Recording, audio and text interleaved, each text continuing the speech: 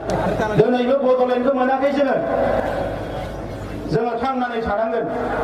जोंनि आथिखालनि थाखाय जोंनि इयुननि थाखाय हाबा मावनो थाखाय हारिखौ दानो थाखाय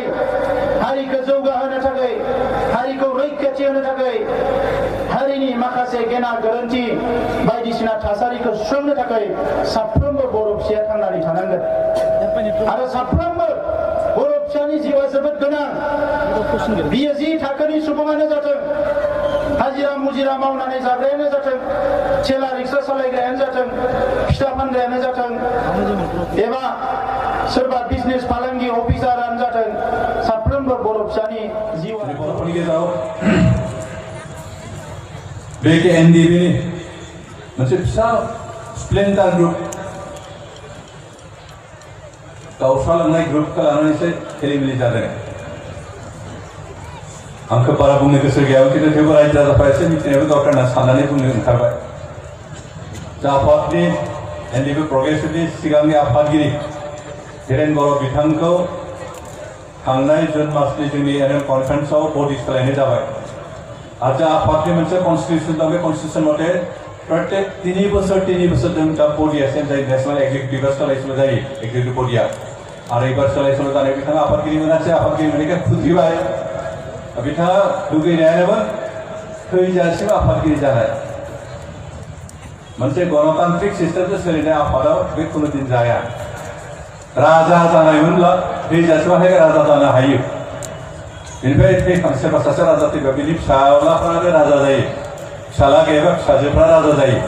खिन्थु डेम'क्रेटिक सिस्टेमाव रावबो सासे मानसिया थैजासिम आफादगिरि बा जेनेरेल सेक्रेटारि बा गुबुन गुबुन बिबानगिरि जानो हाया बे सोलाय सोल जादों दा बिथाङा बेखौनो गनायाखै आरो गनायनो हायैखाय आफादखौ सोखावनायनि प्रसेस लाबाय आफादनि सिस्टेमखौ सोलियासो आफादनि सिस्टेमखौ आफादनि नियम निति भंग खालामो बेखायनो जों एक्सपेक्ट खालामबाय आरो एक्सपेक्ट खालामखायो जिखुनु संगठनावनो सोरबा संगठननि नियम निति भंग खालामबा बिथांखौ बाहिर खालामखायो जोंनि गामि समाजफ्रावबो गामिनि सोरबा सासेया जुदि गामिनि आयेन कानुनखौ गामिनि नियम नितिखौ मानियाबा गामिनिफ्राय बयकट खालामनो दोनो गामिनि समाजनिफ्राय बाहिर खालामनो दोनो दिनै उपाय गैयैयाव आफादनि आगुनि आफादगिरिबाबो आफादनि सिस्टेमखौ आफादनि नियम नितिखौ आफादनि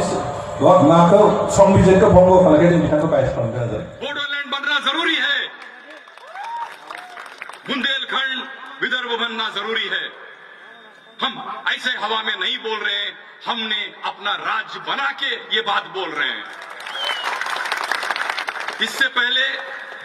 हमारे साथी पाशम यादगिरी बोल रहे थे कि हमने तेलंगाना मिला है हमें किसी ने हमको तेलंगाना नहीं दिया कोई अपना हक नहीं देता हक छीने जाते हैं हमने अपना राज चलाने का हक लड़के छीना है रमान हांखोनिफ्राय लानानै दिनैसिम उदालगुरिया बर' समाज दानायाव मालाबाबो लोरबां जाबोआखै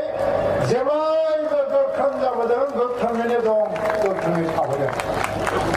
बे जिल्लानिफ्राय बियुराम बर' जोनोम जादोंमोन बे जिल्लानिफ्रायनो जा खरेनबो दङ बालिराम बर' दं दा नै रन्जन दैमारि गबिन्द बसुमतारी धीरेन बर' सोरबा थैनानै थांबाय सोरबा थांनानै दं सोरबा जोंजों गावस्रानानै थांबाय सोरबा जोंजों दं थेवबाबो रायखांनांगोन आरो बे दुलाराय बर' आइजो अनसाय आफाद होननाय मोनसे आफाद जे दंमोन बिनि गिबि गायसनगिरि गाहाय नेहाथारि कनिका दैमारियाबो बे उदालगुरि जिल्लानि दा बे दैदेननायाव बर' आन्दलनखौ दैदेननायाव बे ओनसोलनिफ्रायनो बिराद गिदिर गिदिर नेताफोर जोनोम जालांबाय गिदिर गिदिर दैदेनगिरि रायजोफोर आं मोनसे खोथा बुंबाय थायो आन्दलनकारिफोरनि आगाना गावनो गाव सिगांलांबाय थायोनो मालायखौ नेनानै बिसोर आगान सुरा आन्दलनकारिफोरनि आगानखौ उनसंनानैसो गुबुनफ्रा आगान सुरोनो आन्दलनकारिफ्रा थाबथायोबा गुबुनाबो थाबथायो ओंखायनो जोङो मालायनि आगानखौ नेनानै थानायनि बाथ्रा गैया जों आवगायलांनांगौ भारतआव थै होआलासिनो जिउ होआलासिनो रायजो जादों जुदि बे भारत हादरावनो थै होआलासिनो जिउ होआलासिनोबो रायजो जादोंब्ला 5,000 सुबुंनि जिउ गारनानै बर'फ्रा मानो मोना बे आंनि सोंलु 20,000 सुबुङा जेल जानानै बर'फ्रा मानो मोना बे आंनि सोंलु मानो गावनि हादोरावनो संबिजित थासेयावबो गासैबो मोनथायनि बाथ्राखौ संबिजिताव लिरनाय थासेयावबो मानो जोङो जिउ गारनांगो मानो जोङो थै होनांगो मानो जोङो बेंगुरा जानांगो मानो जोङो धन सम्पति खोमानानै लानो गोनां जागोन मानो जोंनि आइजोफ्रा जिनाहारि जानो गोनां जाखो बे जाबाय आंनि सोंलु दिनै बिनिफ्राय मोनसे ग्रुपआ गावस्रालांदों होननानै आंनाव साংबादिकफ्रा सोङो मा बुंबावनांगौ जाखोब्रा माबा बुंबा दाय जायो माबा बुंबा बाखिबा रागा जोङोलाय सोंलाबाय थायो आङो मानसिफोरना बे धीरेन बर' बिथांखौ आं गोबाव सम लोगो मोनबोबाय जों डाबल टि खालामोमोन NDFS एक्सपायार खालामखांनायनि उनाव बिथाङानो क'क्राझाराव गिदिंलाबायनानै जोंखौबो लिंहैदों फैदो ज' मावनोसै बर' जाथिया जोङो सिगाङाव फैया जादोंबाबो बिथांनि लिंहैनायावल' जों फैदों दा बिदिनो जोङो ज' खामानि मावगासिनो दं नाथाय दा बिथाङा गैया जों फैबाय बिथाङा गैया दा बेनिफ्राय माबा माबि बुंलाबायदों दा बिरादनो ससियेल मिडियाफ्राव साफा सानै बिराद माबालायनो 3 मासनाव सुथि आनसलायनो माबा आनसलायनो भारत सरकारा बुंदों बिथां गबिन्द बसुमतारीमोन प्रमद बर'मोननि थिनहरनायाव गोबां खेब आङो भारताव दिल्लीयाव थांनानै सोरबा हम सेक्रेटारिजों रायज्लायखांबाय फंसे बाथ्राया स्पष्ट रायजोफोर जै दिन सुक्तिया जागोन ओइ दिन NDFBनि गासैबो ग्रुपआ ज' फैनानै सुक्तियाव सहि होआगौ माने भारत सरकारा रावजोंबो आलदा सुक्ति खालामा स्पष्ट खोथा आरो बिदिनो थुख्रा मोननै मोनथामसो हान्जा गावस्रालांबावनांगौबा NDFBआ आरो गिनायबो नंलिया जोबनायाव नाथांख्रियाव सिलाया थुनानै बेयाव सहिबा होदो होआबा मुस्किल दं होननानैसो सिगैगोन जोबनायाव द्राफ्टखौ गावसोरसो बानायगोन जोंबो हानाय नङा दा रावहाबो लाब जानाय नङा जिहेतु एसे थान्दा मगजजोंनो सानलायलायनानै जों बिथांमोनखौबो लोगो मोनफिनलायनायखौ लुबैयो गावस्राखौ जों लुबैयो जों बयबो मिथिगौ बे भारतआ आथिखालाव 130 कौटि मानसि थानाय मोनसे हादोर आरो जोंफोरबायदि उन्दै हारिफ्रा गोबां समाव मालायजों गादब जानाय थगाय जानाय नासयनाया बे माने सोलियै बाथ्रा नङा बे सोलिनायनि बाथ्रा नाथाय बिदि होननानै दिनै अराय सम जों मालायजों थगाय जागोन सोबख' जागोन गादब जागोन बे मालाबाबो जानो हाया आरो बिनिनो बिदिन्थिया बर'फोरनि सोमावसारनाया जे मोनसे गोथों लामाजोंनो फैगासिनो दङ बिनि बिदिन्थिया जाबाय BSc दानाय BTC दानाय BSc आरो BTC खौ मानो सोरजिनो गोनां जादों मानोना बेवहाय जुक्ति दङ बेवहाय लजिक दङखायनो जुक्ति दङखायनो जास्टिसखौ बिथांमोना होनो गोनां जादों आरो दिनै आलादा रायजोखौ जे जों बिदों भारताव आलादा रायजो बिग्राया जों हारसिं नङा गोबां ओनसोलाव आलादा रायजो बिनानै आथिखालावबो सोमावसारगासिनो दङ फारसेथिं भारतनि दैदेनगिरिफ्रा बुंदों भारतनि रांखान्थिया जौगाबाय भारतनि इनफ्रास्ट्राक्चारा जौगाबाय भारतनि सोलोंथाइया जौगाबाय भारतनि बायदिसिना बिथिङाव जौगाबाय नाथाय बेराफारसेथिं नायोब्ला नुगोन दाबो भारताव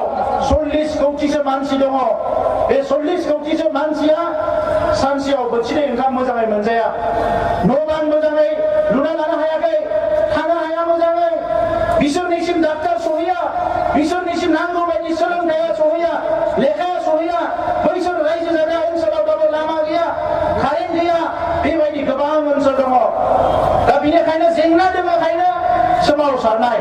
जेंना दङखायनो बिग्रायखांनाय जेंना दङखायनो जांख्रिखांनाय आरो बेयो मालाबाबो गोरोन्थि नङा बे गोरोन्थि लामा इलेक्सन जेनबाय गेलेनानै आरो इलेक्सन जेननायनि थाखाय आंखौ लाजि फोनाङो फेसबुकआव टुइटाराव वाट्सएपआव दा बेरेफोन जाने सिखारनानै मेगनखौनो खेवस्लाबनो मोना आङो फेसबुक नायो आङो बेनिफ्राय मा होनो बारे इलेक्सन जेनबाय थानानैबो लाजिनो रोङा बे गिदिर खोथा बुंनो होननानै आंखौ बेसेबां लाजि फोनाङो आं सानो बैबादि मानसिफोरखौ आं इलेक्सनखौ गेलेदोंबा मोनसे संग्रामनि बाहागो हिसाबै गेलेबोदों आं जेनदोंबा संग्रामि शक्तियानो जेननाय जादों आं देरहायोबा संग्रामि शक्तिया देरहानाय जागौमोन आरो संग्रामनि थाखायनो इलेक्सन देरहानाय जेननाय जालांदोंबालाय आं मानो लाजिनो आं लाजिया दिनैबो ओंखायनो आं लाजियाखै आं जेनाखैबो आं पास जायाखैबो आङो दिनै आंनि थाखायनो देरहागोन दिनै बर'फ्रा 12,000 बर' जोहोलावजोफ्रा जिउ बाउदोंब्ला आलादा रायजोनि थाखायसो बेलेगनि थाखाय नङा दिनै 20,000 बांसिन बर'फ्रा दिनै जेल जानांदों पुलिस आर्मिजों बुजादों सुजादों आलादा रायजोनि थाखायसो बेलेगनि थाखाय नङा गुबुन फारसे भारत सरकारानो बुंदों भारत सरकारनि पलिटिकेल लिडार्सफ्रा बुर'क्रेटफ्रा जोंखौ बारे बारे बुंबाय थादों जे नोंसोरो कुनुदिन बर'लेण्ड आलादा रायजो दाबिनायखौ नागारनो नाङा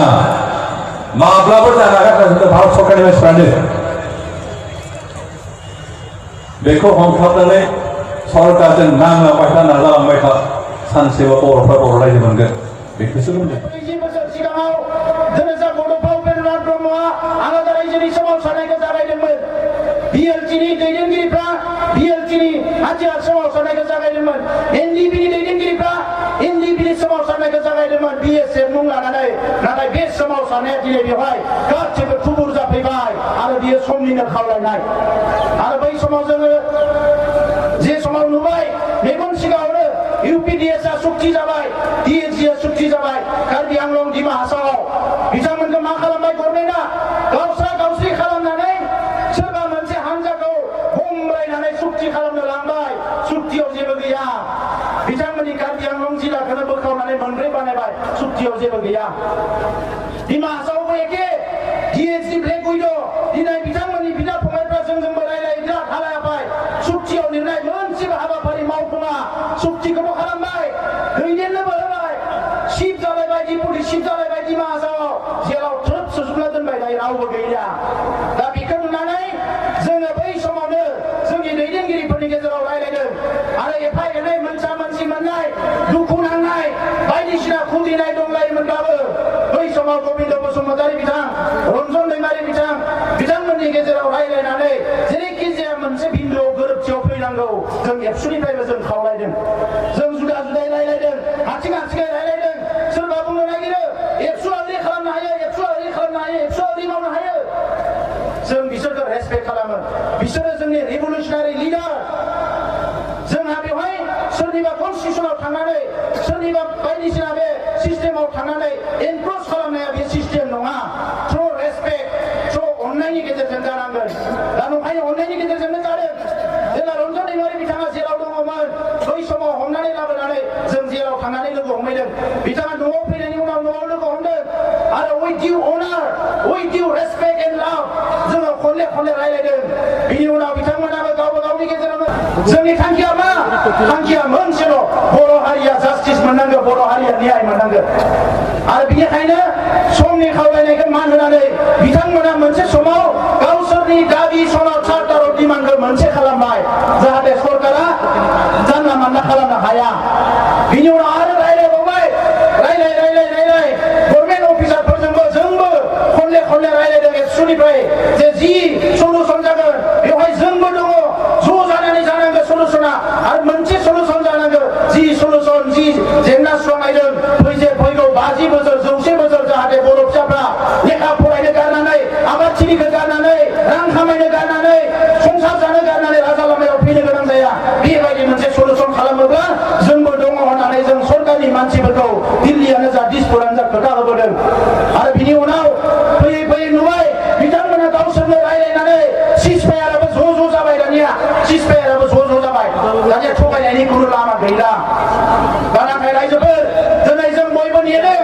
मानोना सुक्तिनि नामाव सुक्ति खालामनानै 30 बोसोर पुलिस मिलिटारिजों गावथारजानाय माखासे नायगार जोंनि फिसाफ्रा गुलि जानांनाय न' बां सावजानाय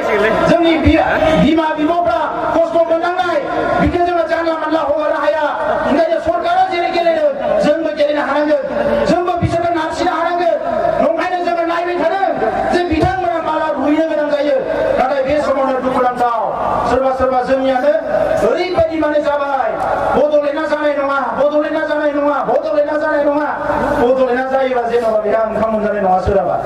ओरैबायदि दुखुनांथाव जों जोबोद दुखु मोनदों रायजोफोर जों नेता नङा नेताबो जानो नागिराखै राजा मन्त्रि जानाया जोंनि थांखि नङा एमएलए एमपि जानाया जोंनि थांखि नङा नाथाय जि जिनिसखौ बर' आइ आफा रायजो राजाया हास्थायदों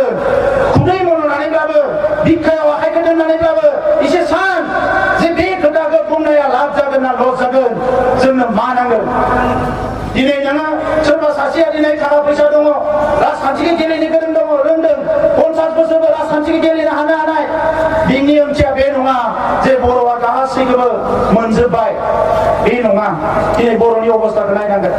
दिनै जोंनि जोहोलावफ्रा जेराव थानांबाय बिसोरखौ जेलनिफ्राय बर'नांगोन दिनै रन्जन दैमारि बिथांजों माखासे दङ बिथांमोना दैदेनगिरि जाथिनि थाखाय सोमावसारदों बिथांमोनल' नङा आसामनि मोनफ्रोमबो जेलाव 30 जन 40 जन 50 जन बर' सेंग्रा सिख्लाफ्रा हाबनानै दङ सोरनि बिब' सोरनि फंबाय सोरनि बिनानाव सोरनि बिमा बै न'खरफ्रासो मिथिगौ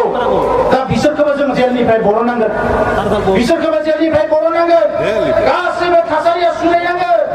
बर' हारिनि सासेबो सुबुङा खस्थ' मोननांनाय बेबायदि थासारिखौ दोननो मोननाय नङा जों मा लुबैदों बुहुमाव थांनानै थानाय साफ्रोमबो बर' फिसाया गावनि थामोनथा मोनथाय सिनायथि मान सन्मानखौ लानानै रायजो जानो हानांगोन जों बेखौसो